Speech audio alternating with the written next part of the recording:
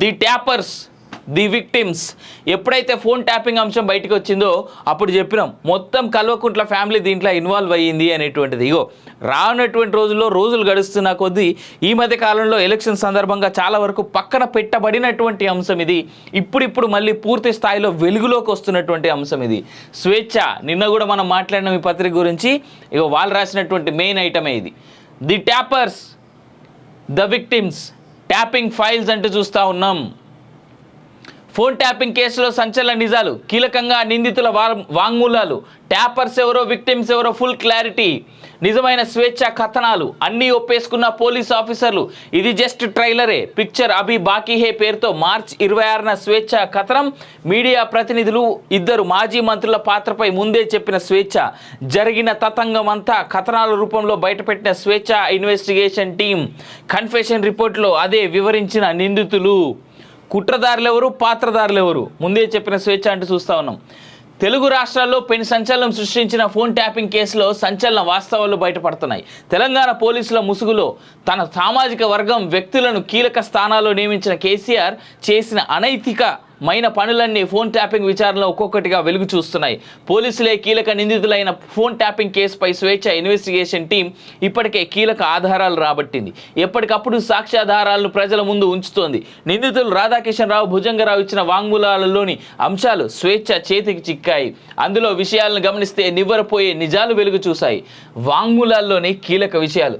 తెలంగాణలోని పలు నియోజకవర్గాల్లో మారుతున్న రాజకీయ పరిస్థితుల గురించి ప్రభాకర్ రావు తరచూ రాధాకిషన్ రావుతో మాట్లాడుతూ ఉండేవాడు. ఏదైనా నియోజకవర్గంలోని నాయకులు, వ్యక్తులు బీఆర్ఎస్ పార్టీకి, అక్కడ ఎమ్మెల్యేలకు ఇబ్బందిగా మారితే వెంటనే వారి వివరాలను ప్రణీత్ రావుకు పంపి ప్రొఫైల్ తయారు చేయించి నిరంతర నిఘా పెట్టాలని ఆదేశించేవాడు. తద్వారా వారి వ్యూహాలను కనిపెట్టి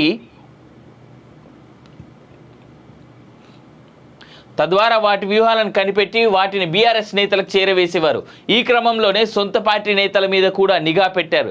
కుత్బుల్లాపూర్లోని బీఆర్ఎస్ ఎమ్మెల్యే వివేకానంద్తో విభేదాలున్న BRS MLC Shambipur Raju, station గన్పూర్లో కడియం శ్రీహరిని వ్యతిరేకించే రాజయ్య మీద, అలాగే అప్పటి తాండూరు ఎమ్మెల్యే మీద అసంతృప్తితో ఉన్న పట్నం మహేందర్ రెడ్డి, జిల్లా పరిషత్ చైర్మన్గా వ్యవహరించిన ఆయన భార్య మీద కూడా నిఘా పెట్టారు. అంతేకాదు ఆర్ఎస్ ప్రవీణ్ కుమార్, తీగల కృష్ణారెడ్డి, తీన్మార్ మల్లన్న వాడుతున్న ఫోన్ సంభాషణలను కూడా సేకరించారు.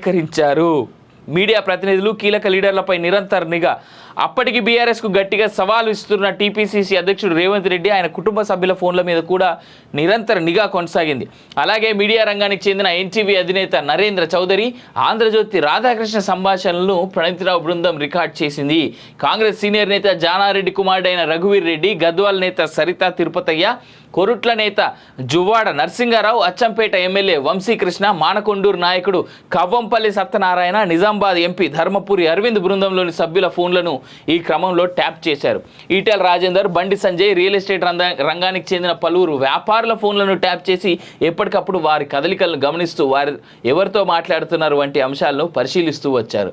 హరీష్ రావు పాత్ర రంగంలోకి ఐనీస్ ఓనర్ శ్రవణ్.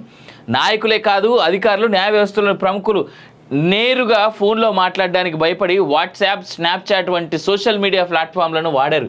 దీంతో ప్రభాకర్ రావు, ప్రణీత్ రావు ఐపీడీఆర్ ఇంటర్నెట్ ప్రోటోకాల్ డేటా రికార్డ్స్ మీద ఆధారపడి ఇంటర్నెట్ కాల్స్ని కూడా వినే ప్రయత్నం చేశాడు. గత అసెంబ్లీ ఎన్నికలకు ముందు నాటి మంత్రి హరీష్ రావు ఆదేశం మేరకు ఐన్యూస్ ఓనర్ శ్రవణ్ కుమార్ నేరుగా ప్రభాకర్ రావుతో టచ్లోకి వెళ్ళాడు. శ్రవణ్ కుమార్ను అతనితో కలిసి పనిచేయాలంటూ ప్రభాకర్ రావు ప్రణీత్ రావును ఆదేశించారు. దీంతో శ్రవణ్ కుమార్ ప్రణీత్ రావుతో సహా స్పెషల్ ఇన్వెస్టిగేషన్ బ్యూరోలోని అధికారులతో నేరుగా మాట్లాడి బీజేపీ, కాంగ్రెస్ పార్టీల మద్దతు దారుల సమాచారం, వారి రాజకీయ వ్యూహాలు, వారికి ఆర్థికంగా సహాయపడే వ్యక్తుల వివరాలు సేకరించి తమ పార్టీ అధిక నాయకత్వానికి చేరవేశారు. అలాగే సోషల్ మీడియాలో బీఆర్ఎస్ పార్టీని ట్రోల్ చేస్తున్న వ్యక్తుల వివరాలను, వారి ఫోన్ సంభాషణను సేకరించి ప్రయత్నం కూడా జరిగింది. ఆఖరికి సోషల్ మీడియాలో బీఆర్ఎస్ పార్టీని ట్రోల్ చేస్తున్న వ్యక్తుల వివరాలు, వారి సంభాషణలు సేకరించే ప్రయత్నం కూడా జరిగింది. కుట్ర అంతా ముందే బయటపెట్టిన స్వేచ్ఛ. ఫోన్ ట్యాపింగ్లో వ్యవహారం ఐనూస్ శ్రవణ్, ఇక ఇది వీళ్ళ ఎక్స్క్లూజివ్ దాని గురించి కనిపిస్తూ ఉన్నది. కానీ ఈ యాంగిల్లో వార్తలను ఇవ్వడం ప్రారంభించింది. అంతేకాదు ప్రభాకర్ రావుకు బెదిరింపుల వ్యవహారం, మాజీ మంత్రుల పైరవీలు, దామోదర్ రావు పాత్ర, ఇలా చాలా విషయాలను ఎక్స్క్లూజివ్గా కథనాలు అందించింది స్వేచ్ఛ. ఎవరెవరి ఫోన్లు ట్యాప్ అయ్యాయి, ఎలా ట్యాప్ అయ్యాయి, ఎవరెవరి పాత్ర ఏంటో ఫుల్ క్లారిటీగా ప్రజల ముందు ఉంచింది. ఇప్పుడు నిందితులు రాధాకిషన్ రావు, భుజంగరావు తమ వాంగ్మూలాల్లో అవే కథనాలను వెల్లడించారు అంటూ సాక్షి వీళ్ళ స్వేచ్ఛ అనేటువంటి వెబ్సైట్లో దీనికి సంబంధించినటువంటి ఫుల్ ఆర్టికల్ ఉంది, చదువుకోవచ్చు అనేటువంటి వెబ్సైట్ లింక్ కూడా వాళ్ళు ఇవ్వడం జరిగింది. ఇగో ఇక్కడ ఒక్కొక్కరి కామెంట్స్ ఏందో కూడా చూద్దాం. ఆర్ఎస్ ప్రవీణ్, ఎందుకంటే బీఆర్ఎస్లో ఉన్నాడు కదా, మొన్నటిదాకా బీఎస్పీలో ఉండుంటేనన్నా జర పైలంగా ఆయన మీద ఏమైనా రెస్పెక్ట్ ఉంటుండేనేమో, ఇలా పోగొట్టుకున్నాడు కాబట్టి ఆ బీఆర్ఎస్ నేత గురించి చూద్దాం. ఫోన్ ట్యాపింగ్ దేశ భద్రతకు సంబంధించిన విషయం, ఎవరు చేసినా తప్పే. స్వార్థ ప్రయోజనాల కోసం ఫోన్ ట్యాపింగ్ చేయడం సరికాదు. అలా చేసి ఉంటే ఎవరైనా చట్ట ప్రకారం శిక్షార్హులే. ఒక పోలీస్ అధికారిగా పనిచేసిన అనుభవంతో నేను ఈ మాట చెప్తున్నా. రాజకీయ పరంగా ఈ అంశంపై తప్పుడు ప్రచారం చేసినా తప్పే అంటూ సుధపూస మాటలు చెప్తాడు ఇవాళ మా RS Praveen Kumar sir. But అట్లాంటి మాటలు మరి మా కేటీఆర్, కేసీఆర్, హరీష్ రావు ఎంకరేజ్ చేస్తారా లేదా అనేటువంటి చూడాలి. రాధాకిషన్ రావు వాంగ్మూలం ఆధారంగా కేసీఆర్ను అరెస్ట్ చేసి దర్యాప్తును ముందుకు తీసుకెళ్లాలి. ప్రభాకర్ రావు వచ్చాక ఆయన ఏం చెప్తారో చూద్దాం. రాష్ట్ర ప్రభుత్వం ఆలస్యం చేయకుండా స్వేచ్ఛ, బిగ్ టీవీ కథనాలను సుమోటోగా తీసుకొని గజ్వేల్ ఎమ్మెల్యే కేసీఆర్ను వెంటనే అరెస్ట్ చేయాలి. పేదలకు ఓ న్యాయం, పెద్దలకు ఓ న్యాయం ఉండకూడదు. ఎమ్మెల్యేల కొనుగోలు కేసులో తప్పుడు అరెస్టులకు ప్రయత్నించారు. బిఎల్ సంతోష్ అరెస్ట్ కాకుండా ఎలా పోరాడామో కేసీఆర్ అరెస్ట్ కోసం అలా పోరాడతాం. కేసీఆర్ తప్పు మీద తప్పు చేశారు. కవితను బయటకు తీసుకురావడానికి కేసీఆర్ ఎమ్మెల్యేల కొనుగోలు కేసు అంటూ ఎన్నో డ్రామాలు చేశారు. బీజేపీ నేతలను ఇరికించేందుకు చూశారు. 80,000 పుస్తకాలు చదివిన కేసీఆర్ పోలీసులను అడ్డుపెట్టుకొని నాటకాలు ఆడారంటూ రఘునందన్ రావు అన్నాడు. బిఎల్ సంతోష్ గురించి ఇంకో పేపర్లో ఇంకో డిఫరెంట్ ఆర్టికల్ రాశారు. దాని గురించి మనం అక్కడ పోయినప్పుడు మాట్లాడదాం ఆ పేపర్లో. ఇక వంశీకృష్ణ ఎమ్మెల్యే, 10 ఏళ్ళు దుర్మార్గ పాలన జరిగింది. సొంత పార్టీ వాళ్ళని నమ్మకుండా వాళ్ళపై నిఘా పెట్టి వారి నిత్య జీవితంలో జోక్యం చేసుకోవడం అత్యంత దుర్మార్గమైన చర్య. ఇటువంటి రాజకీయాలు గతంలో ఎవరు చేయలేదు. నేను బాధితున్నే. నా ఫోన్ ట్యాప్ చేయించారు. గువ్వల బాలరాజు నాపై నిఘా పెట్టించారు. నాతో పాటు చాలామంది కాంగ్రెస్ లీడర్ల ఫోన్లు ట్యాప్ చేశారు. బ్లాక్మెయిల్ రాజకీయాల కోసమే ఫోన్ ట్యాపింగ్ చేశారు. సీఎం రేవంత్ రెడ్డి పూర్తి స్థాయిలో విచారణ జరిపించి చట్ట ప్రకారం దోషులపై చర్యలు తీసుకోవాలి. గువ్వల బాలరాజు సహా ఇతర నేతలు, అధికారులను విచారించాలి. నా పర్సనల్ జీవితంలోకి దూరారు, అన్నీ తెలుసుకున్నారు అంటూ వంశీకృష్ణ ఎమ్మెల్యే చెప్తా ఉన్నాడు. ఇక ఈటెల రాజేందర్ గారు, ఈయన ఫోన్ ట్యాప్ అయిందని ఎవరు అడిగినా చెప్తారు. అది చాలా క్లియర్గా కనిపిస్తూ ఉన్నాయి. ఆయన ఫోన్, ఇగో ఈయన ఫోను, ఎవరు మన రఘునందన్ రావు ఫోను, అరవింద్ ఫోన్లు, అంటే కీలకమైనటువంటి లీడర్లు ఎవరెవరైతే ఉన్నారో ఈ రాష్ట్రంలో వాళ్ళందరి ఫోన్లను ట్యాప్ చేసి వీళ్ళు మంత్రుల మీద కూడా నమ్మకం లేకుండా ఫోన్ ట్యాపింగ్ చేశారు. వ్యక్తుల స్వేచ్ఛను హరించడం మంచిది కాదు. మాతో ఎవరు మాట్లాడితే తర్వాత వారిని బెదిరించేవారు. దేశ భద్రతకు విఘాతం కలిగించే వారిపై నిఘా ఉండాలి, కానీ ప్రజల చేత ఎన్నుకోబడిన నాయకులపై నిఘా ఏంటి? దీనిపై సమగ్ర విచారణ జరగాల్సిన అవసరం ఉంది. శాశ్వతంగా ఇలాంటి వారికి చరమగీతం పాడాలి. 2014 నుంచి, అంటే కొత్తగా ప్రభుత్వం ఏర్పడి రాష్ట్రం ఏర్పడినప్పటి నుంచి 2014 నుంచి నా ఫోన్ ట్యాప్ చేస్తూ వచ్చారు. చాలామంది లీడర్ల ఫోన్లను ట్యాప్ చేశారు. ఎవరు ఏం చేస్తున్నా తెలుస్తుందనే అహంకారంతో ఉండేవారు కేసీఆర్. నన్ను ఎన్నో ఇబ్బందులకు గురి చేశారు. ప్రజాక్షేత్రంలో ఇలాంటి వాటికి తప్పకుండా శిక్ష తప్పదు అనేటువంటి మాట మనం చూస్తూ ఉన్నాం. అయితే ఫోన్ ట్యాపింగ్ అంశం ఇక ఇప్పుడు రాష్ట్రంలో నాకు తెలిసి రానున్నటువంటి కొన్ని రోజుల పాటు ఇలాగే ఉంటుంది. ఇక మిస్సింగ్ ఎవరైతే ఉన్నారో మన ప్రభాకర్ రావు వచ్చేస్తే కూడా ఇక పూర్తి స్థాయి ఇన్వెస్టిగేషన్ పూర్తిగా మొదలైపోయి ఏ విధంగా ఫోన్ ట్యాపింగ్ చేసి జర్నలిస్టులను కానీ, ఆ తర్వాత రాజకీయ నాయకులను కానీ, పొలిటికల్ లీడర్ ఏమంటారు మన రియల్ ఎస్టేట్ వాళ్ళని కానీ, జ్యువెలరీ బిజినెస్ వాళ్ళని కానీ, లేదంటే సాఫ్ట్వేర్ కంపెనీ ఓనర్స్ని కానీ, వీళ్ళు అసలు చేయాల్సిన ఫోన్ ట్యాపింగ్ ఎవరిది? ఏ టెర్రరిస్టుదో, నక్సలైట్తో, మాజీ నక్సలైట్తో, లేదు అంటే డెకాయిడ్స్తో, లేదు అంటే ఈ పనులు చేస్తూ ఉంటారు చూడండి, మర్డర్లు, చైన్ స్నాచింగ్లు, డాన్లు, ఇట్లాంటి వాళ్ళ మీద చేయాల్సినటువంటి ఫోన్ ట్యాపింగ్ ప్రయోగం ఇగో జర్నలిస్టుల మీద, పొలిటికల్ లీడర్ల మీద, జ్యువెలరీ ఓనర్స్ మీద, లేదంటే రియల్ ఎస్టేట్ ఓనర్స్ మీద, సాఫ్ట్వేర్ కంపెనీ ఓనర్ల మీద చేసిరు. బయటికి రాని అంశాలు ఎన్నో తెలుసా? కేవలం ఫోన్ ట్యాపింగ్ వల్ల వీళ్ళ అక్రమ సంపాదన కనీసం 20,000 కోట్లు ఉంటుంది అనేటువంటిది మాకున్నటువంటి సమాచారం. రైట్, ఇదే ఫోన్ ట్యాపింగ్లో వేరే పేపర్లో వేరే విషయం కూడా రాశారని చెప్పినా కదా, దాని కంటిన్యూషన్ చూద్దాం. ఇది ఆంధ్రజ్యోతిలో రాసింది. మళ్ళీ ఈ పేపర్కి మళ్ళీ సపరేట్గా వద్దాం వేరే విషయం గురించి. కవితను తప్పించేందుకే బీజేపీ కీలక నేత బిఎల్ సంతోష్ అరెస్టుకు కేసీఆర్ ఆదేశం. ఈ టైటిల్కి ఫోన్ ట్యాపింగ్కి ఏంది సంబంధం అనేటువంటిది మీకు రానటువంటి రీడింగ్లో అర్థమవుతుంది. లిక్కర్ స్కామ్లో కేంద్రంతో బేరసారాలకి కేరళలో ఓ కీలక వ్యక్తిని అరెస్ట్ చేసేందుకు ప్రత్యేక విమానంలో వెళ్ళిన రాష్ట్ర పోలీసులు ఆ వ్యక్తి తప్పించుకోవడంతో ప్లాన్ విఫలం. ఎమ్మెల్యేల కొనుగోలు కేసు దర్యాప్తు విఫలం కావడంతో పోలీసులపై మండిపడ్డ కేసీఆర్ బీజేపీ సంప్రదించింది ఒక రోహిత్ రెడ్డినే. కేసీఆర్ ఆదేశంతో తెరపైకి రేగా కాంతారావు, గువ్వల బాలరాజు, బీరం హర్షవర్ధన్ రెడ్డి. ఏబిఎన్ ఆంధ్రజ్యోతి ఎండి వేమూరి రాధాకృష్ణ ఫోన్ ట్యాప్. పట్నం మహేందర్ రెడ్డి భార్య సునీతపై నిఘా.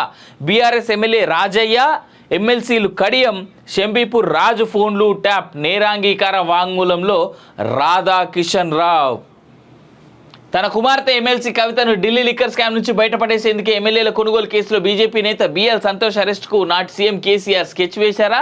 బీజేపీ అధిష్టానంతో నేరుగా బేరసారాలు ఆడేందుకు ఆ ప్రణాళిక రచించారా అంటే ఫోన్ ట్యాపింగ్ కేసులో నిందితుడైన మాజీ డీసీపీ రాధాకిషన్ రావు ఈ ప్రశ్నలన్నింటికీ అవుననే సమాధానమే ఇచ్చారు.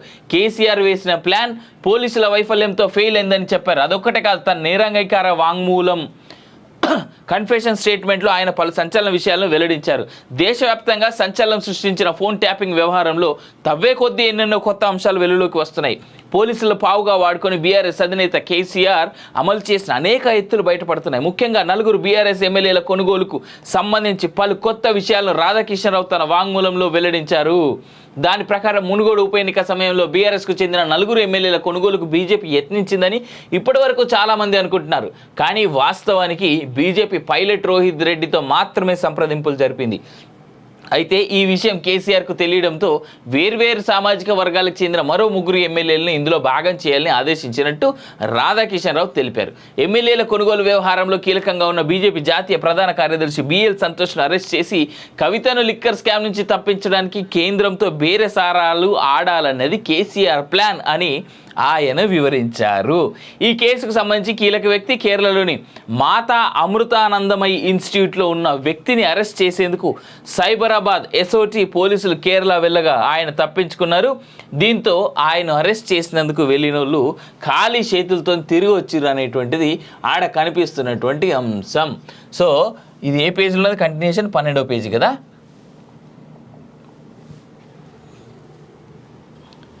నల్గొండ ఎస్పీ రేమా రాజేశ్వరి, ఇన్స్పెక్టర్ గట్టు మల్లుతో పాటు ఇతర అధికారులను చార్టర్డ్ విమానంలో కేరళకు పంపించారు.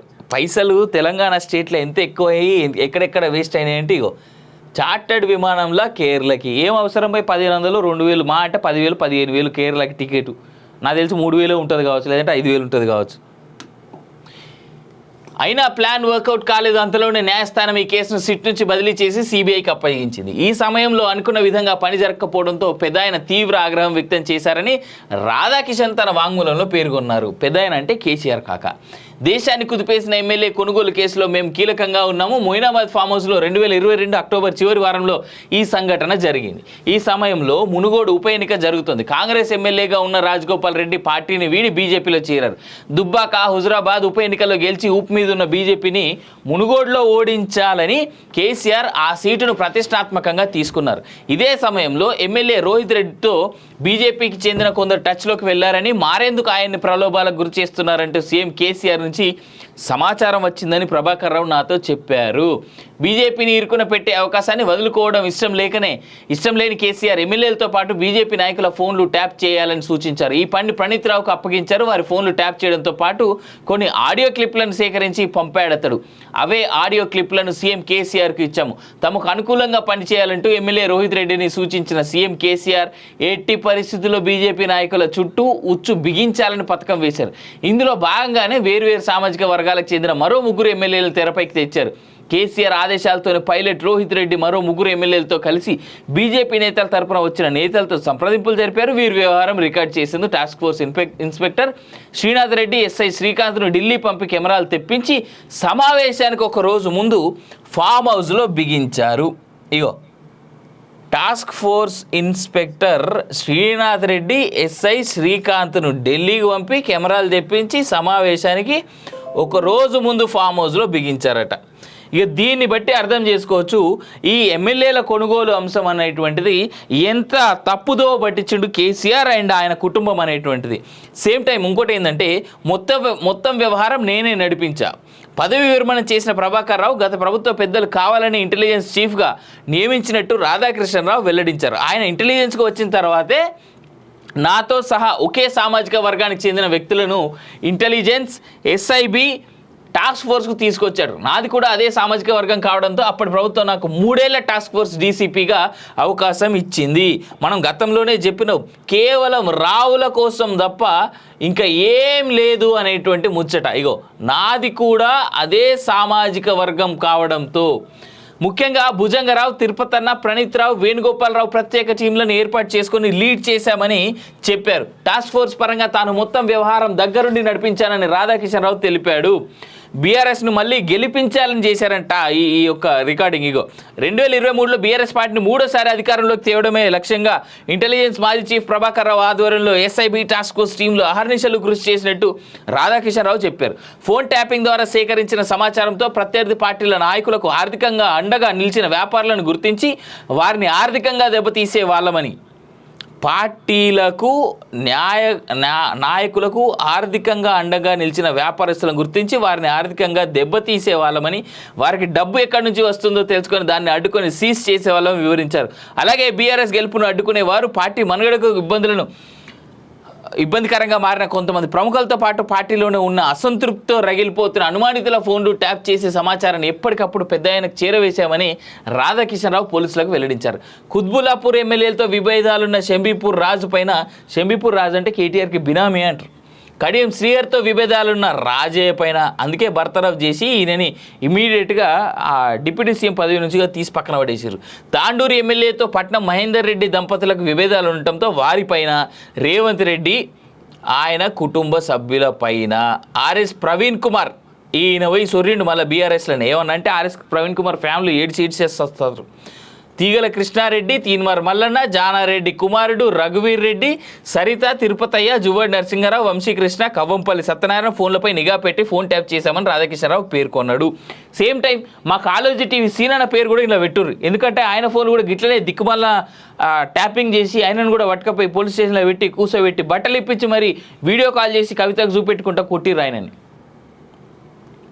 బీజేపీ నేతలు ఈటెల, బండి సంజయ్, ఎంపీ అరవింద్ కుమార్ అనుచరుల ఫోన్లు కూడా ట్యాప్ చేశారని, వారితో పాటు ఎన్టీవీ చైర్మన్ ఫోన్లు ట్యాప్ చేసినట్టు రాధాకిషన్రావు వాంగ్మూలంలో ఇచ్చారు. మాజీ మంత్రి హరీష్ రావు ఆదేశాల మేరకు ప్రణీత్ రావుతో డైరెక్ట్గా టచ్లోకి వెళ్ళి ఐన్యూస్ ఎండి శ్రవణ్ కుమార్, ఎమ్మెల్సీ నవీన్ రావు, ఈ పేరు అందరికంటే ముందు మన కాలేజీ టీవీలో మనం చెప్పినాం, గుర్తుందా? ఎమ్మెల్సీ నవీన్ రావు సంగతి. అందించిన సమాచారంతో పలువురి ఫోన్లు ట్యాప్ చేసినట్లు ఆయన వెల్లడించారు. కాంగ్రెస్ ఎన్నికల వ్యూహకర్త సునీల్ కనుగోలును ప్రణీత్ రావు టార్గెట్ చేసి కేసులు నమోదు చేశారని రాధాకిషన్ రావు పేర్కొన్నారు. ఇది జరిగినటువంటి అంశం, జరుగుతున్నటువంటి అంశం. ఏబిఎన్ ఆంధ్రజ్యోతి ఎండీపై నిఘా, ఒకేసారి రాజీనామా. అసెంబ్లీ ఎన్నికల ఫలితాలు వెలువడించిన తర్వాత 2023 December 4న SIB chief Prabhakar Rao రాజీనామా చేశారని, తాను కూడా ఆయనతో పాటు అదే రోజు రాజీనామా చేశానని రాధాకిషన్ రావు తెలిపారు. ప్రభుత్వ సిమ్ కార్డును, ల్యాప్టాప్, డెస్క్టాప్, ఐప్యాడ్ను తిరిగి ఇచ్చేశాను. నా సొంత మొబైల్ ఫోన్ను ఫార్మాట్ చేశాను. ఎందుకు తప్పు చేయకపోతే ఎందుకు ఫార్మాట్ చేసిండు ఆయన? ప్రభాకర్ రావు, భుజంగరావు, తిరుపతన్న ఇతర అధికారులతో చేసిన చాటింగ్ సంభాషణ డిలీట్ చేయించాను అని వివరించారు. పెద్ద ఆయన కేసీఆర్ 2 సార్లు సిటీ టాస్క్ ఫోర్స్లో రీఅపాయింట్మెంట్ ఇచ్చినందుకు తాను ఆయనకు రుణపడి ఉన్నానని, కాబట్టి ఈ కేసులో ఇంతకు మించి వివరాలు చెప్పలేనని తన వాంగ్మూలంలో రాధాకిషన్ రావు పేర్కొనడం గమనార్హం. సో ఇక దీన్ని బట్టి చూసుకుంటే కేసీఆర్కి ఎవరైతే ఫ్యాన్స్ ఉన్నారో, కేటీఆర్కి ఎవరైతే ఫ్యాన్స్ ఉన్నారో, హరీష్ రావుకి ఎవరైతే ఫ్యాన్స్ ఉన్నారో, ఇక దీన్ని బట్టి మీరు అర్థం చేసుకోవాల్సినటువంటి అంశం ఏంటంటే, బిడ్డ లిక్కర్ స్కామ్లో ఇరుక్కున్నది, బిడ్డ లిక్కర్ స్కామ్ చేసిందని అయ్యకి ఇప్పుడు కాదు డే 1 తెలుసు. ఇక అందుకే అందులోకెళ్ళి బయట పడేయాలి నా బిడ్డని అంటే ఏం చేయాలి? బిఎల్ సంతోష్ అనేటువంటి కీలకమైనటువంటి బీజేపీ నేత ఎవరైతే ఉన్నారో ఆయన ఎట్లో ఒకట్లా ఇరికిపియాలి. ఇరికిచ్చేసి ఆయన్ని అరెస్ట్ చేస్తే నా బిడ్డ అరెస్ట్ కాకుండా సెంట్రల్ గవర్నమెంట్ వదిలేస్తుందేమో అనేటువంటి చిన్న ప్లాన్ వేసిడు, కానీ కాకకు బిడిచి కొట్టింది. ఇప్పుడు ఇన్ఫ్యాక్ట్ ఇంకో విషయం ఏంటంటే బిఎల్ సంతోష్ని అరెస్ట్ చేసి లోపలేసేస్తే స్టేట్ బీజేపీని సెంట్రల్ బీజేపీని ఆడుకోవచ్చు అనేటువంటి ఉద్దేశం ఒకటి ఉండే. మీకు గుర్తున్నదా, కేసీఆర్ ఏం చెప్తా ఉండే, థర్డ్ ఫ్రంట్ పెడుతున్నా నేనే పిఎం క్యాండిడేటు, ఎవ్వడు లేడు, మోడీ లేడు, బోడిగాడు లేడు, బోడిగాడు అన్నాడు ఆయన. ఈడీ లేదు, సిబిఐ లేదు, ఏసీబీ లేదు, గీసీబీ లేదు, ఎవ్వడు వచ్చేది లేదు నా స్టేట్కి అన్నాడు. బిడ్డను తీసుకుపోయి ఈడీ వాళ్ళు అరెస్ట్ చేసిరు. ఎందుకు అరెస్ట్ చేసిరయ్యా అంటే ఢిల్లీ తాగుడు, ఈడ స్టేట్లో జనాలను తాగిపించేది సరిపోక సెంట్రల్లో కూడా కూర్చోబెట్టి ఢిల్లీ చుట్టుపక్కల ఉన్నటువంటి అన్ని లొకేషన్లో అందరితోని మాకు నచ్చిన మద్యం తాగిపిస్తామని చెప్పేసి కూర్చొని షాపులలో మాకు నచ్చిన రేట్లు పెట్టుకొని ప్రభుత్వానికి ఇచ్చేది ఏంది పైసలు, తాగుబోతులు ఇచ్చేటువంటి పైసలు ప్రభుత్వానికి కాదు చెందాల్సింది నాకు అనుకుని దిక్కుమాలిన ప్లానింగ్ వేయడం వల్ల అక్క పోయి కూర్చున్నది లోపల. కవిత వేసినటువంటి స్కెచ్ ప్రకారం 10,000 కోట్లు 10,000 crores ఎవ్రీ ఇయర్ ఆమ్దాన్ రావాలనేటువంటిది వీళ్ళ స్కెచ్ అనమాట. కేవలం ఢిల్లీలో వాళ్ళు చేసింది ఏందయ్యా అంటే ప్రభుత్వానికి అప్పటి వరకు 1 లీటర్ మద్యం లేదా 1 ఫుల్ బాటిల్ అమ్మితే 200-150 రూపాయలు వచ్చేదాన్ని వీళ్ళ కొత్త పాలసీ ప్రకారం ఏం చేసిర్రు, ప్రభుత్వానికి 30 రూపాయలు, మిగిలినటువంటి 120 రూపాయలు వీళ్ళ జేబులోకి వచ్చేటువంటి లాగా ప్లాన్ చేసుకున్నారు. 120 రూపాయలు. సో ఒక్క ఫుల్ బాటిల్ మీద, అంటే నేను ఉన్న బేసిక్ మినిమం లెక్కలు చెప్తా ఉన్నాను అనమాట. అంటే బ్రాండ్ని బట్టి తర్వాత రేట్ని బట్టి మారుతూ ఉండింది అది. సో ఇట్లా ఒక్క ఫుల్ బాటిల్కి 120 రూపాయలు, ఒక్క బియర్ బాటిల్ మీద 15 రూపాయలు ఇలా జేబులోకి పోయేటి. ప్రభుత్వానికి ఎంత వచ్చేది బియర్ బాటిల్ అమ్మితే అంటే రూపాయిన్నర. ఇది ఇలా లిక్కర్ స్కామ్కి సంబంధించినటువంటి సింపుల్ డీటెయిల్స్. అండ్ ఈ లిక్కర్ స్కామ్కి సంబంధించి నేను సీనన్న స్టార్టింగ్లో లిక్కర్ స్కామ్కి సంబంధించి ఏ డేట్న ఏం జరిగింది అనేటువంటి చాలా క్లియర్ ఎక్స్ప్లెనేషన్ తోటి మనం వేయడం కూడా జరిగింది. మన కాలేజీ టీవీ ఛానల్లో ఉన్నది మీరు చూడొచ్చు. సో ఇక ఏం చెప్పినా సరే, ఎట్లా చూసుకున్నా సరే, లిక్కర్ స్కామ్లోకి వెళ్ళి బయట పడేయాలి నా బిడ్డని అంటే ఏం చేయాలో అర్థం కాని కేసీఆర్ చాలా చాణక్యుడు, చాలా ఇది అని అనుకుంటాం. కానీ ఎంత బుర్ర తక్కువ ఏదో అనేటువంటిది ఈ విషయంలో బయటపడ్డది కేసీఆర్. నిజంగా ఆయన బిడ్డ తప్పు చేసి ఉంటే, ఇగో నా బిడ్డ తప్పు చేసింది, ఆయన పోయి లొంగిపోయి కనుక బిడ్డను తీసుకుపోయి అరెస్ట్ చేయించి ఉండుంటే కనుక ఇంత ఇష్యూ ఉండేది కాదు. ఇన్ఫ్యాక్ట్ కవిత అరెస్ట్ అయినప్పటి నుంచి ఇప్పటివరకు కేసీఆర్ కేవలం 3 సార్లు ఫోన్లో మాట్లాడిండు ఆయన కవితతోని, జైల్లో ఉన్న కవితతోని. ఇప్పటి వరకు జైల్లో కవితని విజిట్ అయితే చేయలేదు. జైల్లో ఉన్న కవితకి బెయిల్ రాదని కూడా తెలుసు, అయినా కానీ పోలే. జస్ట్ ఫోన్లో హలో కవిత, తిన్నావా, పన్నావా, ఏం చదువుతానో అని చెప్పేసి భగవద్గీత లాంటి పుస్తకాలు చదువు, జపం చేయి అని చెప్పేసి చెప్పినటువంటి సన్నాసి కూడా మా కేసీఆర్ సారే. మంచి చెప్తే కాదని అనం, ఇన్ని సంవత్సరాలు ఇన్ని రోజులు లేనటువంటి భగవద్గీత చదువు, లేదంటే ఇంకో పుస్తకం చదువు, జపం చేయి అని ఇప్పుడు ఎందుకు నేర్పిస్తారు? నీ బిడ్డ ఎన్నడైతే లిక్కర్ కేసులా ఇరుకుతుంది, లిక్కర్ పనులు చేస్తుంది అని తెలిసినప్పుడు ఎందుకు చెప్పలే? ఇటువంటి ఎన్ని వస్తాయి బయటికి. ఇన్ఫ్యాక్ట్ ఇప్పుడు ఈ ఫోన్ ట్యాపింగ్ అంశం పూర్తి స్థాయిలో ముదిరితే మాత్రం కేసీఆర్, కేటీఆర్, హరీష్ రావు, నవీన్ రావు మొత్తం వీళ్ళందరూ కాదు, మొత్తం కల్వకుంట్ల కుటుంబం మొత్తం వెనుకపోతుంది. ఫోన్ ట్యాపింగ్లో జరగబోతున్నది చాలా పెద్ద అంశం ఉన్నది. ఇప్పటివరకు మాకున్నటువంటి సమాచారాలే మేము ఒక్కొక్క పేర్లు చెప్తేనే వీళ్ళంతా అవక్క అవుతున్నారు. ఇక వీళ్ళు రేపు పొద్దుగాల ప్రభాకర్ రావు ఒకటి మిస్సింగ్, ఆయన కూడా వచ్చిందంటే ఇక అయిపోయినట్టే లెక్క. చెప్తున్నా కదా నేను, చాలా పెద్ద అంశం అది. తెలంగాణ సమాజం ఇప్పటివరకు ఎన్నడూ చూడనటువంటి బిగ్గెస్ట్ స్కామ్ అది ఫోన్ ట్యాపింగ్ అంశం. ఈయన ఏబీను, ఆయన ఎన్టీవీ, రేవంత్ రెడ్డి, ఈటెల, పట్నం మహేందర్, ఆర్ఎస్పీ కుమార్. ఇగో ఇంత జరిగి ఈయన ఫోన్ ట్యాపింగ్ చేసిరని ఈయనకు కూడా తెలుసా? అందరికంటే హైలైట్ ఏంటంటే ఈయన ఫోన్ ట్యాపింగ్ చేసిరని ఈయనకు కూడా తెలుసు. అయినా కానీ పోయిండు ఇలా బీఆర్ఎస్ పార్టీలో జాయిన్ అయ్యి బీఆర్ఎస్ తొత్తు లెక్క మాట్లాడుతున్నాడు. ప్రవీణ్ కుమార్ గారు, మీకంటూ ఈరోజు కూడా కాస్త కూస్తో రెస్పెక్ట్ ఉన్నది, దాన్ని మీరు కాపాడుకోండి అని చెప్పేసి రిక్వెస్ట్ అయితే చేస్తా ఉన్నా.